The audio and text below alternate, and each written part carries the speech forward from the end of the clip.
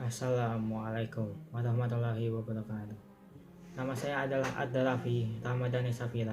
Saya adalah murid dari SMP Islam Nabila dari kelas 9A, dan saya akan menceritakan tentang biografi dari Muhammad Hatta, atau yang biasa kita sebut dengan Bung Hatta.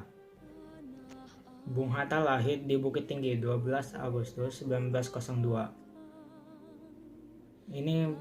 Dia merupakan pejuang kemerdekaan Republik Indonesia yang kerap disandingkan dengan Soekarno. Tak hanya sebagai pejuang kemerdekaan, Bung Hatta juga dikenal sebagai seorang organisatoris, aktivis partai politik, negarawan, proklamator, pelopor koperasi, dan seorang wakil presiden pertama di Indonesia. Kiprahnya di bidang politik dimulai saat ia terpilih menjadi bendahara Jong Sumatranen Ben, wilayah Padang pada tahun 1916. Pengetahuan politiknya berkembang dengan pesat saat Hatta sering menghadiri berbagai ceramah dan pertemuan-pertemuan politik. Secara berkelanjutan, Hatta melanjutkan kiprahnya terjun di dunia politik. Sampai pada tahun 1921, Hatta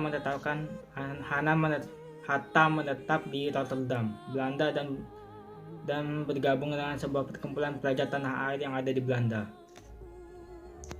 Mulanya, organisasi tersebut hanyalah merupakan organisasi perkumpulan bagi pelajar, namun segera berubah menjadi organisasi pergerakan kemerdekaan Indonesia.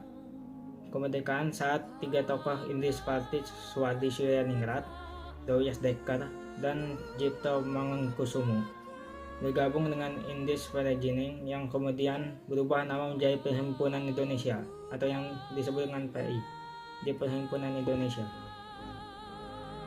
Setelah proklamasi dilaksanakan, Soekarno diangkat menjadi presiden dan Bung Hatta sebagai wakil presiden. Meskipun proklamasi sudah dibacakan, namun perjuangan belum selesai. Sampai di sini karena Indonesia harus mendapatkan pengakuan dunia internasional mengenai kemerdekaan Indonesia.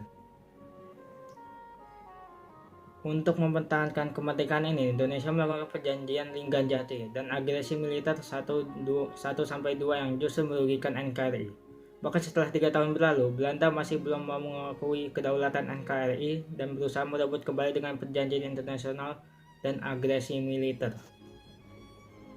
Indonesia mengalami kekalahan pada 19 Desember 1948 yang mengakibatkan Soekarno dan Hatta ditangkap. Saat-saat kritis, TNI menunjukkan tandingnya dengan melakukan serangan 1 Maret 1949 dan memaksa Belanda melakukan perundingan ulang perjanjian Royem, di mana perjanjian ini harus dihadiri oleh Hatta pada konferensi meja bulat di Den Haag. Hatta sangat berperan penting dalam kemerdekaan Indonesia. Saat konferensi meja bulat, dia berargumentasi dan mendesak Belanda serta mengambil simpati negara lain.